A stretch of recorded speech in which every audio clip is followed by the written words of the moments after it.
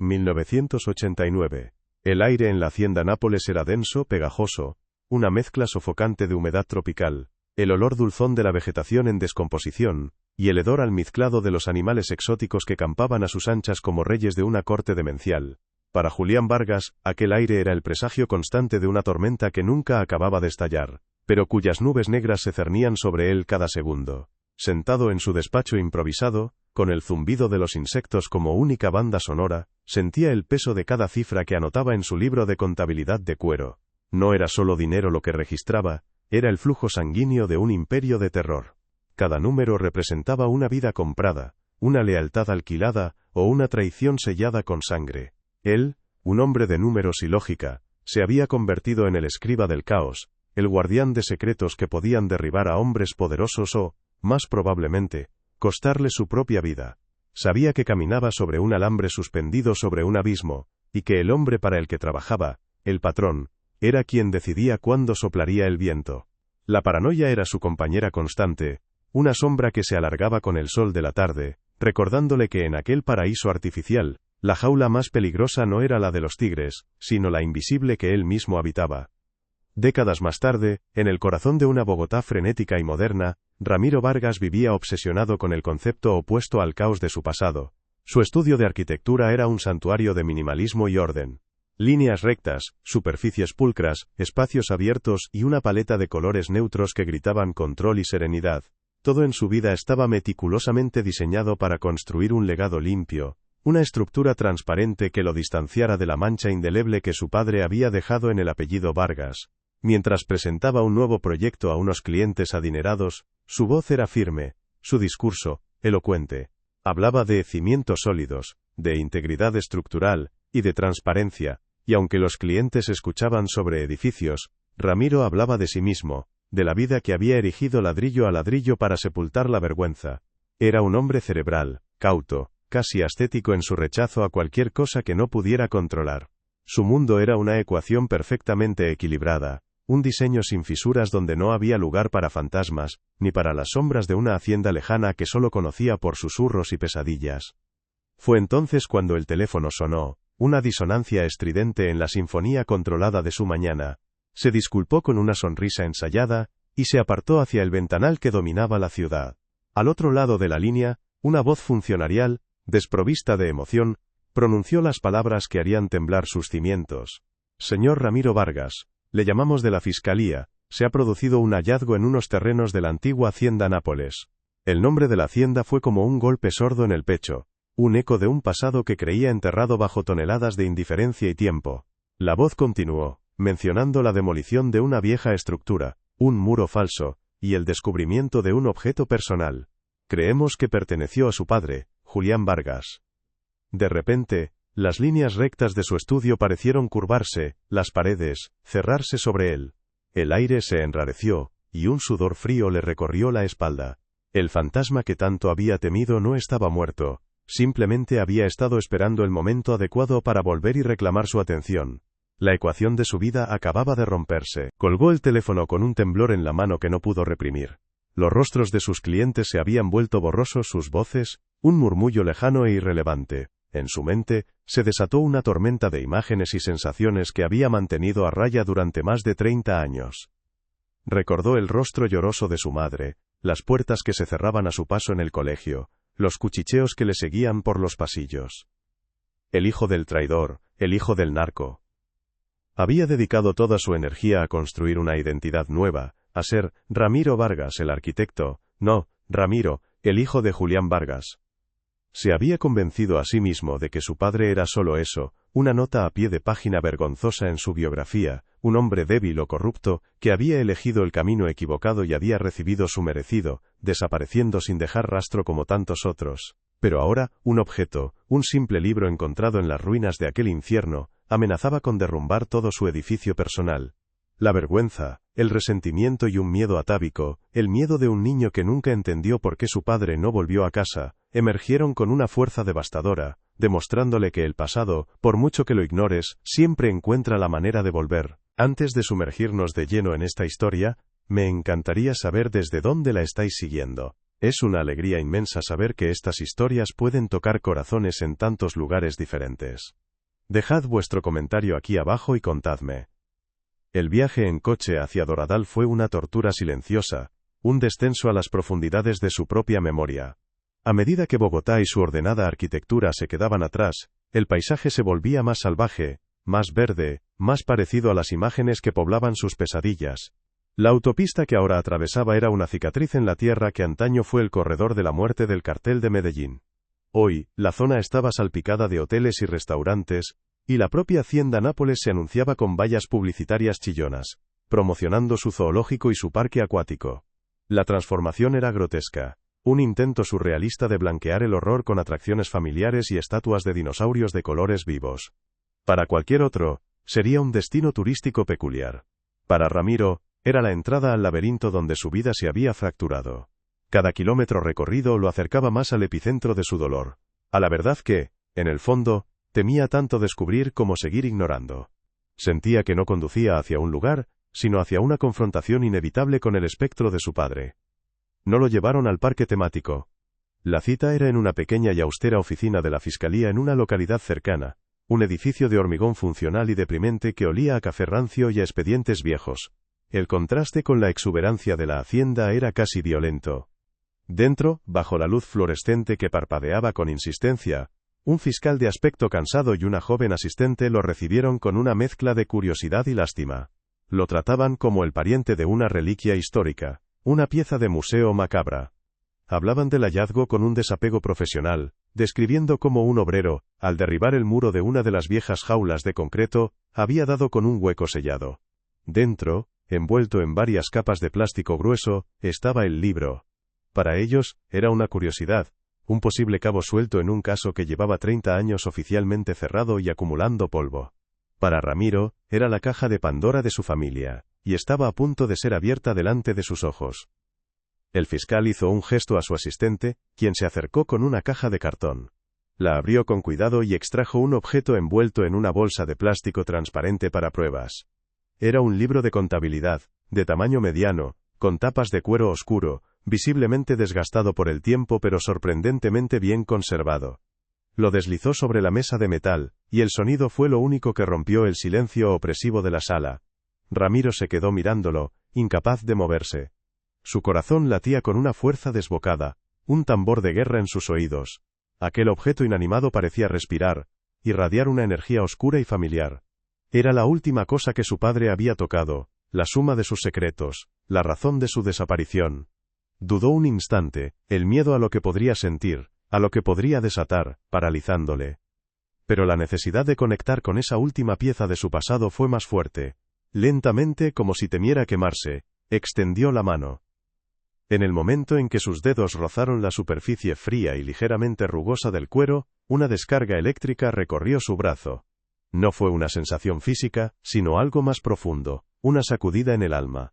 De repente, el olor a desinfectante de la oficina se desvaneció y fue reemplazado por un aroma fantasmal a tabaco y a la loción de afeitar que usaba su padre. Pudo ver, con la claridad de un recuerdo recién vivido, la mano de Julián moviéndose con agilidad sobre las páginas, su pluma estilográfica dejando un rastro de tinta negra y precisa. Vio su ceño fruncido por la concentración, el gesto de pasarse la mano por el pelo cuando una cuenta no cuadraba. El libro no era solo un libro. Era un horrocrux, un fragmento del alma de su padre, impregnado de su miedo, su inteligencia y su desesperación. El peso del objeto en sus manos, era el peso de una vida entera, de todas las preguntas sin respuesta que lo habían atormentado desde que era un niño. En la primera página está su nombre, dijo el fiscal, sacándolo de su trance. Con manos temblorosas, Ramiro abrió la bolsa y sacó el libro. El cuero crujió suavemente. Un suspiro de tiempo contenido. Abrió la tapa.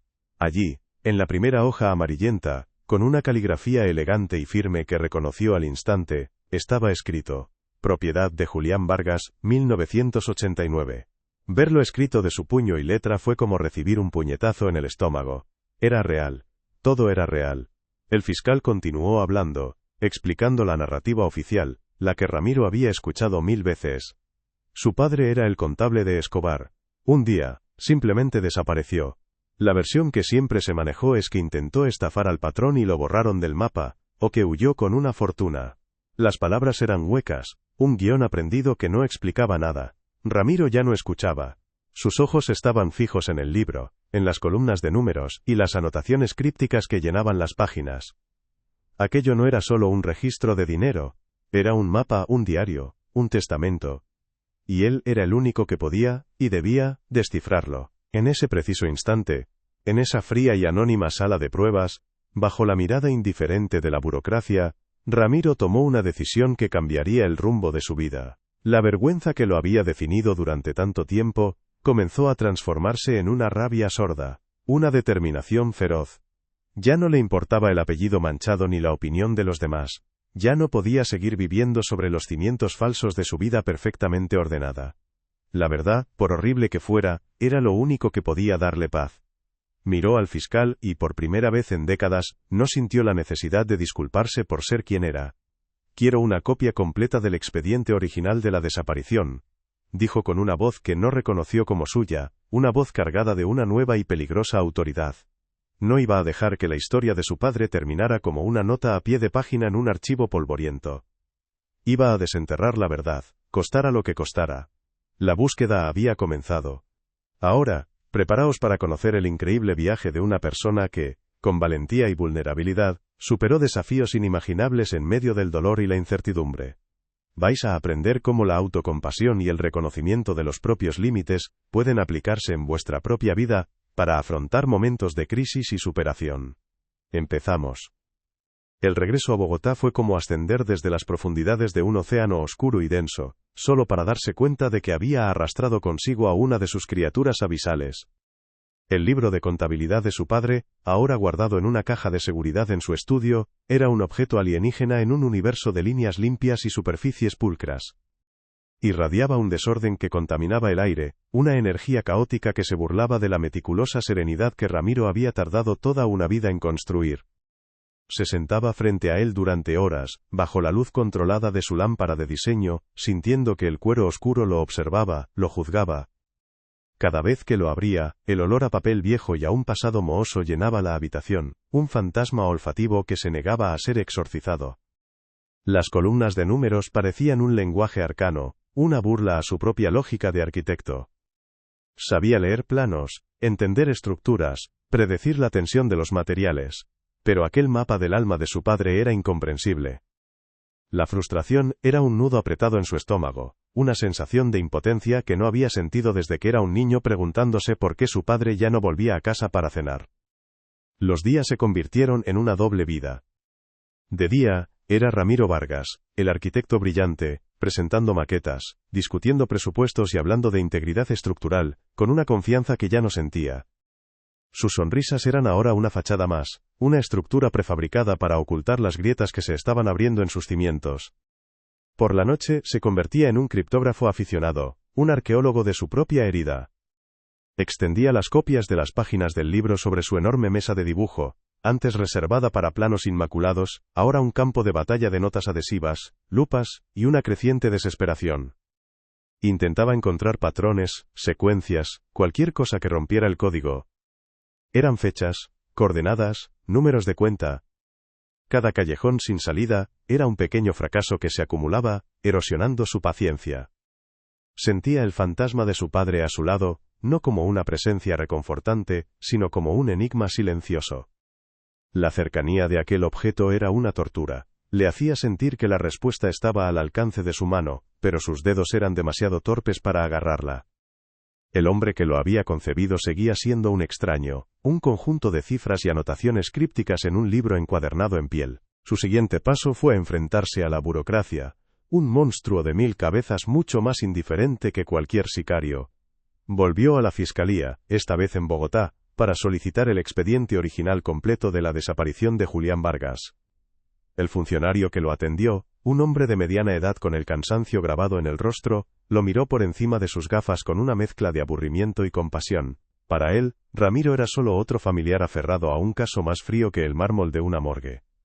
Le explicaron el proceso, la lentitud, la improbabilidad. Señor Vargas, este caso tiene más de 30 años. La mayoría de los testigos están muertos. Los documentos originales pueden estar archivados en cualquier parte, o simplemente haberse perdido. Cada palabra era una palada de tierra sobre el ataúd de su esperanza. Sintió la misma impotencia que había experimentado de niño, cuando los adultos le daban respuestas evasivas. Se dio cuenta de que no solo luchaba contra los secretos de un cartel, sino contra el enemigo más implacable de todos, el tiempo y la indiferencia que engendra. No obstante, insistió, rellenó formularios, hizo llamadas y se negó a aceptar un no por respuesta, movido por una terquedad que no sabía que poseía. Mientras esperaba la respuesta de la fiscalía, una idea comenzó a formarse en su mente. Si quería entender el mundo de su padre, necesitaba hablar con alguien que lo hubiera vivido, alguien que no fuera un funcionario ni un policía. Recordó un nombre que había surgido varias veces en los documentales y libros que había devorado con morbosa curiosidad a lo largo de los años: Mateo Soler, un periodista de investigación que en los 80 y 90 había sido uno de los cronistas más valientes y perspicaces de la guerra del narcotráfico. Había escrito artículos que desafiaban directamente a Escobar, viviendo con una sentencia de muerte sobre su cabeza durante años. Rastrearlo no fue fácil.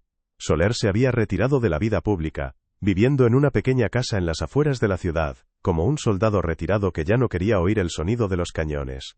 Ramiro encontró su número a través de un contacto en un periódico, y para su sorpresa, después de explicarle quién era, el viejo periodista accedió a reunirse con él.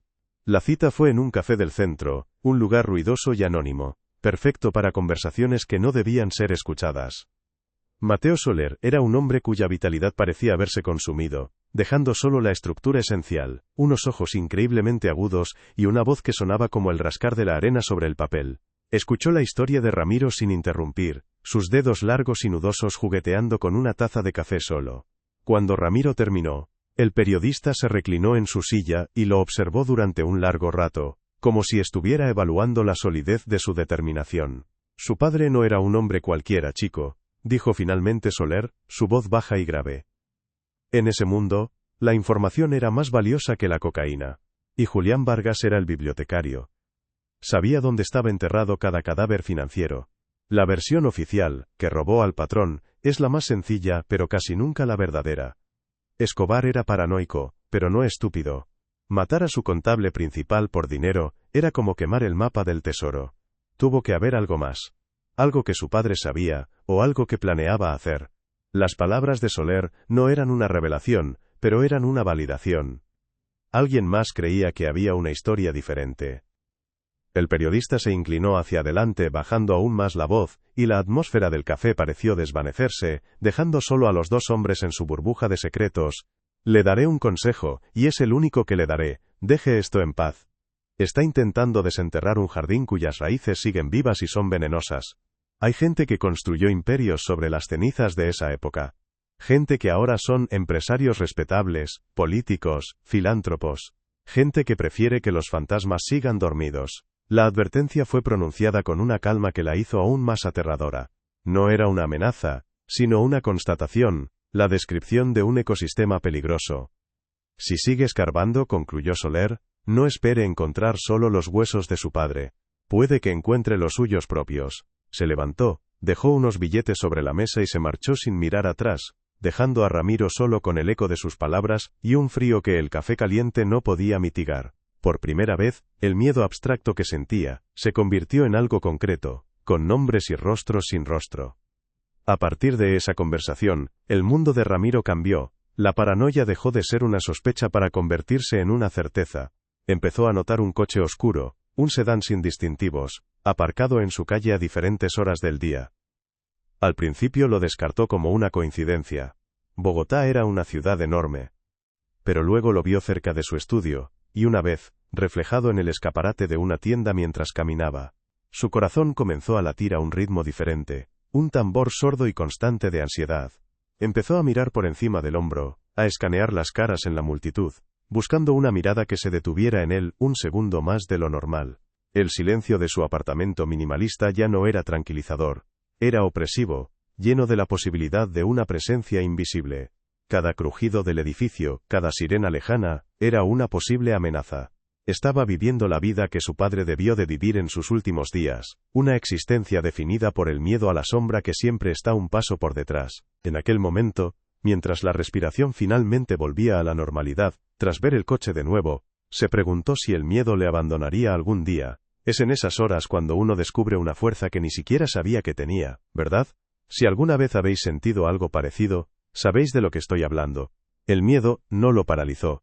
Al contrario, lo alimentó con una energía febril y desesperada. Sabía que su tiempo era limitado. Quienquiera que estuviera vigilándole, tarde o temprano, haría un movimiento. Esa presión lo empujó de vuelta al libro de contabilidad con una nueva urgencia.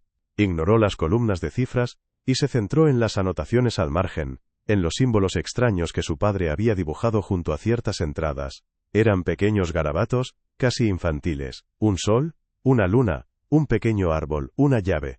Al principio, parecían aleatorios, pero Ramiro empezó a sospechar que eran una especie de leyenda, un código personal.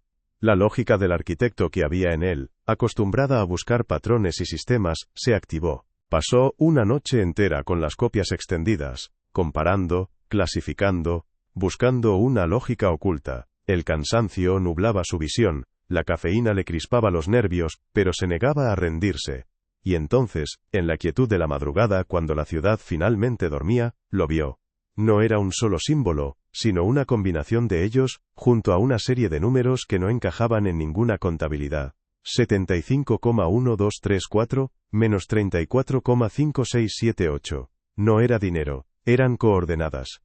Y junto a ellas, un símbolo que le heló la sangre y le aceleró el pulso. Un pequeño dibujo de un avión de papel, exactamente igual al que su padre le enseñaba a hacer cuando era niño. Un juego que solo ellos dos compartían. Era un mensaje a través del tiempo, una firma, una migaja de pan dejada en el bosque oscuro, para que él la encontrara. La revelación lo golpeó con la fuerza de una ola, dejándolo sin aliento. El libro no era un registro de la muerte, era un mapa de la vida. O, al menos de un último y desesperado intento por conservarla. El descubrimiento lo transformó. La niebla de dolor y confusión que lo había envuelto durante semanas se disipó, reemplazada por una claridad afilada y peligrosa. Ya no era una víctima del pasado, un hijo en duelo buscando respuestas. Ahora era un cazador, un participante activo en el juego. El miedo seguía ahí, un nudo frío en sus entrañas, pero ahora estaba supeditado a un propósito mayor. El arquitecto obsesionado con el control había encontrado un nuevo proyecto, de construir el último diseño de su padre. Sacó mapas de la hacienda Nápoles, imágenes de satélite antiguas y actuales, y comenzó a trazar las coordenadas. El punto exacto caía en una zona remota de la propiedad, cerca de donde había estado la antigua pista de aterrizaje privada de Escobar. Un lugar que ahora era poco más que un campo cubierto de maleza, lejos de las chillonas atracciones del parque temático. El avión de papel. La pista de aterrizaje. Todo encajaba con una lógica aterradora. Su padre no solo había escondido el libro, había dejado un camino. Aunque la oscuridad persistía, una pequeña chispa de algo nuevo empezó a brillar en su interior. Pensar en esto me hace reflexionar. Qué difícil es encontrar luz cuando todo parece derrumbarse, pero la mente humana es un laberinto, y la salida a veces está donde menos esperamos. Esa chispa de esperanza era un combustible potente, pero también lo hacía imprudente. La sensación de estar cerca de la verdad lo embriagaba, haciéndole bajar la guardia. Se centró tanto en el qué y el dónde que se olvidó del quién. ¿Quién más podría estar interesado en ese mapa? La respuesta llegó una noche, de la forma más brutal y directa. Volvía tarde a su apartamento, con la mente zumbando con teorías y planes.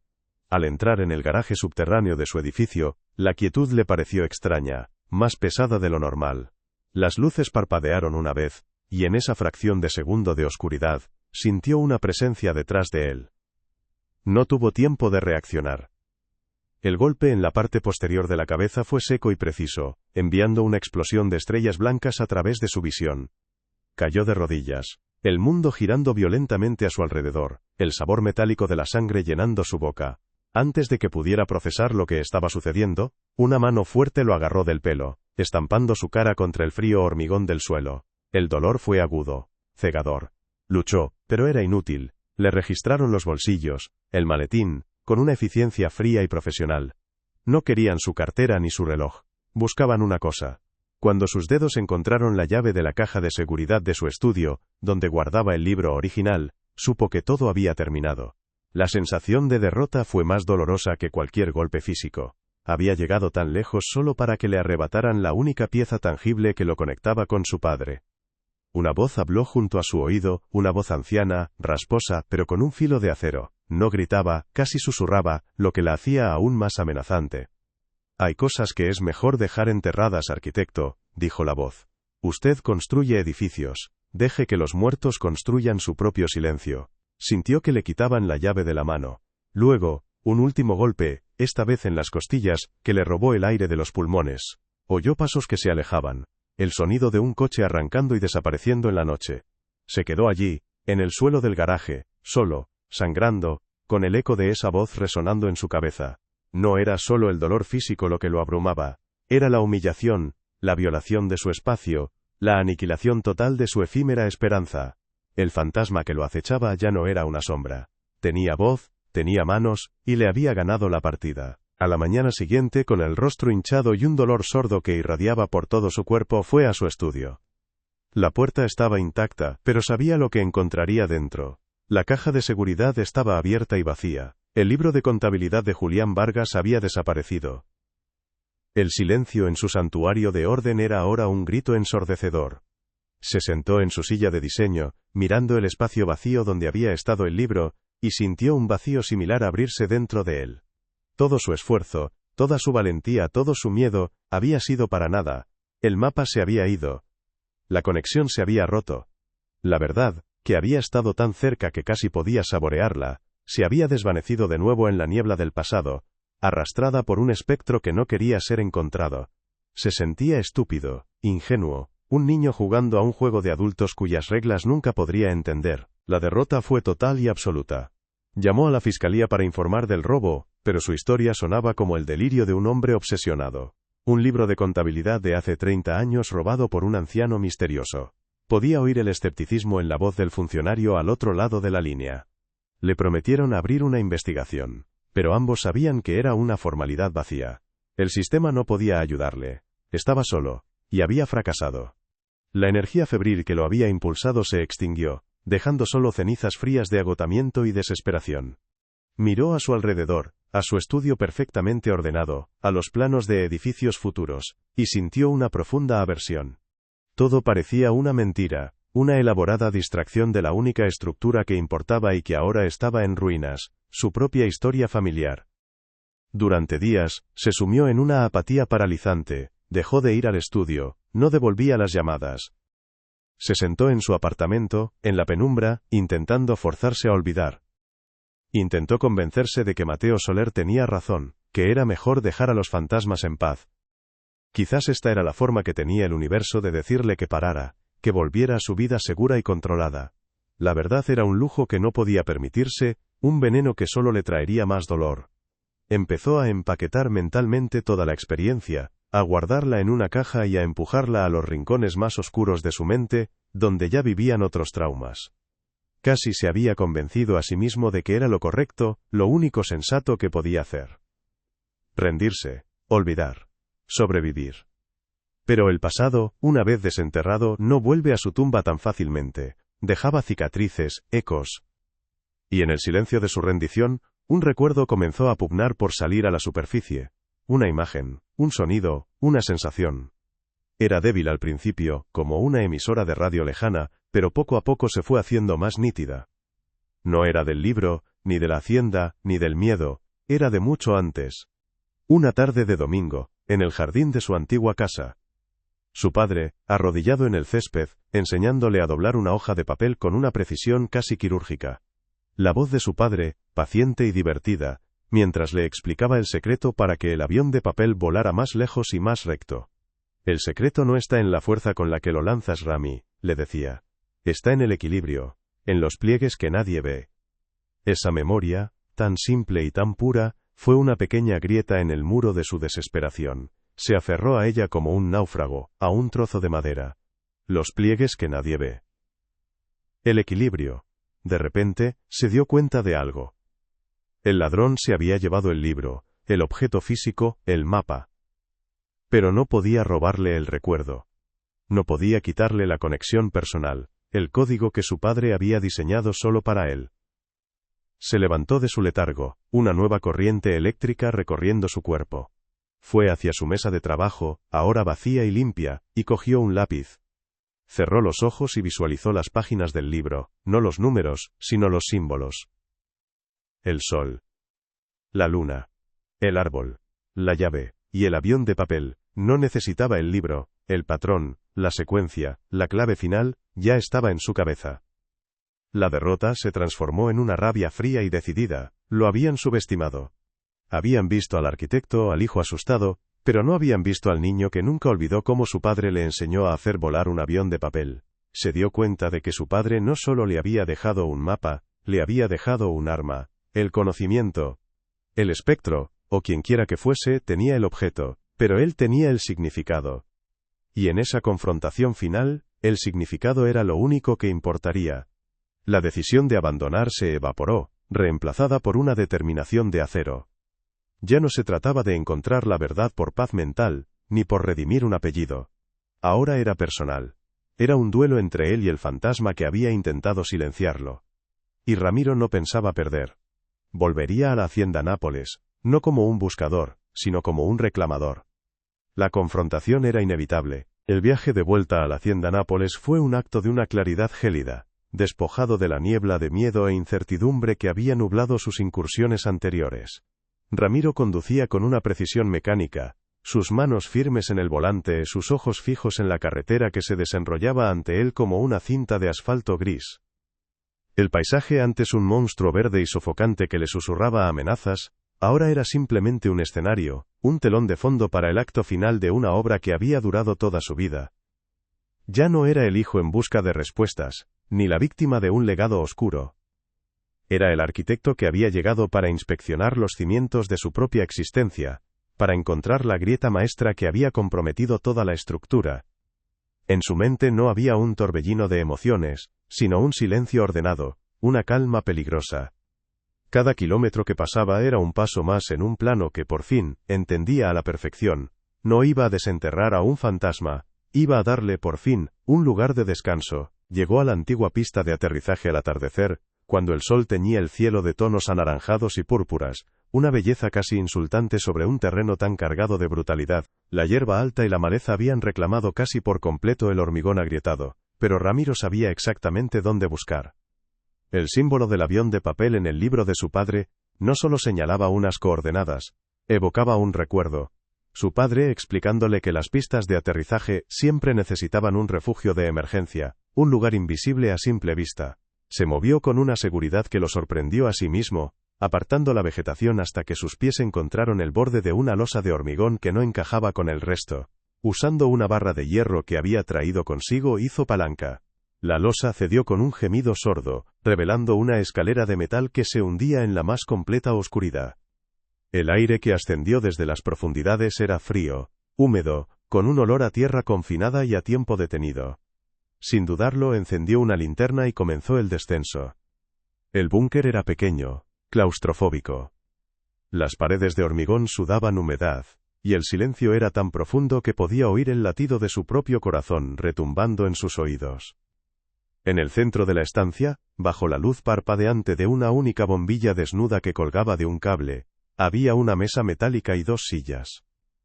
En una de ellas estaba sentado el anciano, el espectro. Parecía una reliquia olvidada, una cáscara vacía cuya fragilidad contrastaba violentamente con el terror que había inspirado. Sobre la mesa entre ellos, reposaba el libro de contabilidad de Julián Vargas. El anciano no levantó la vista de inmediato, parecía estar estudiando el cuero gastado, como si leyera en él una historia que conocía de memoria. Ramiro se detuvo frente a él, el haz de su linterna creando un segundo foco de luz sobre la escena. No había rabia en su pecho, solo una expectación agotadora. La confrontación que había imaginado de mil maneras diferentes se estaba desarrollando en un silencio casi reverencial, como si ambos fueran actores en un ritual inevitable y sagrado. Finalmente, el hombre levantó la cabeza. Sus ojos, hundidos en las cuencas de su rostro arrugado, no tenían malicia, solo un cansancio insondable, el de un hombre que ha vivido demasiadas vidas y ha guardado demasiados secretos. «Te estaba esperando, arquitecto», dijo, su voz un susurro rasposo, el sonido de la arena rozando el cristal. «Sabía que volverías. Tu padre te enseñó bien. A mirar donde nadie más mira». No había amenaza en sus palabras, sino una especie de reconocimiento. Comenzó a hablar, no como un criminal que confiesa, sino como un cronista que cierra el último capítulo de un libro. Describió a Julián Vargas no como el traidor de la versión oficial, sino como el hombre más inteligente de la organización, un genio de los números que vio el colapso del imperio mucho antes que los demás. Comprendió que Escobar, en su espiral de paranoia, acabaría por eliminar a todos los que sabían demasiado, y él era el que más sabía. El libro no era solo contabilidad, era un arma, un salvoconducto, su única esperanza de negociación. La historia del anciano se desenvolvía en el aire frío del búnker, pintando una imagen que demolía 30 años de vergüenza y resentimiento. Julián, al saberse sentenciado, había planeado meticulosamente su huida, no pretendía robar, sino desaparecer. Quería llevarse a su familia, empezar de nuevo lejos de aquel infierno, usando la información del libro como un escudo. El patrón lo supo, continuó el anciano, su mirada perdida en el pasado. Me envió a mí. No para matarlo, no al principio. La orden era clara. El libro a cambio de su vida. Un avión lo esperaba en esta misma pista. Podría haberse ido esa misma noche. Ramiro escuchaba, inmóvil, mientras la figura de su padre se transformaba ante él. El hombre débil y corrupto de su imaginación se desvanecía, reemplazado por la figura de un estratega desesperado, un padre acorralado que jugaba su última y más peligrosa partida de ajedrez contra el mismo diablo, con su familia como único premio, y entonces llegó el clímax de la revelación. El momento que lo cambió todo. Julián se había negado. El anciano lo contó con un matiz de asombro en su voz, un respeto que había sobrevivido a las décadas. Tu padre me miró a los ojos y me dijo que la palabra de Pablo Escobar era como el humo. Sabía que si entregaba el libro, su única garantía, él y su familia serían cazados y eliminados, uno por uno. No confiaba en él. En un último y desesperado acto de desafío, mientras lo arrastraban fuera del coche, Julián había visto la obra de la jaula, el muro recién levantado. Logró zafarse lo suficiente para deslizar el libro en un hueco de la estructura, sellando su propio destino para intentar salvar el de su hijo. Eligió la única certeza que le quedaba, susurró el anciano. La esperanza de que algún día tú, su construcción más importante, encontraras la verdad. Fue ejecutado minutos después, no como un traidor que robaba, sino como un padre que protegía su legado más preciado hasta su último aliento. El impacto de la verdad no fue un estallido, sino una implosión silenciosa en el alma de Ramiro. Todas las capas de vergüenza, de ira, de resentimiento que había construido a lo largo de su vida, se desmoronaron, convirtiéndose en polvo. En el vacío que dejaron, no sintió el alivio eufórico de la victoria, sino una profunda y dolorosa comprensión que lo llenó por completo. El peso que había cargado sobre sus hombros, el peso de un apellido manchado, se desvaneció, no con suavidad, sino con la violencia de una demolición controlada. Vio a su padre por primera vez como un hombre completo, brillante, valiente, atrapado en una tragedia griega de lealtades imposibles. El fantasma que lo había atormentado toda su vida se había convertido, por fin, en un ser humano. Y en esa metamorfosis, Ramiro encontró el perdón, no solo para su padre, sino, y más importante, para sí mismo.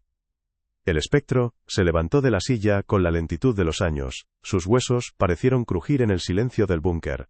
Con un gesto deliberado, empujó el libro de contabilidad sobre la superficie metálica de la mesa, deslizándolo hasta que se detuvo justo delante de Ramiro. Él te lo dejó a ti, dijo el anciano, su voz apenas audible. Era su historia. Ahora es tuya. Ocúpate de ella. Sin decir una palabra más, se dio la vuelta y caminó hacia la oscuridad del pasillo por el que había entrado, su figura encorvada menguando hasta que fue completamente devorada por las sombras. Desapareció como había vivido, como un fantasma que, habiendo cumplido su última misión, se retiraba por fin del mundo de los vivos. Ramiro no hizo ningún movimiento para detenerlo. La justicia que había buscado no estaba en la venganza ni en el castigo. Estaba allí, sobre la mesa, encuadernada en cuero. Cogió el libro. Su peso en sus manos era el mismo, pero su significado había cambiado por completo.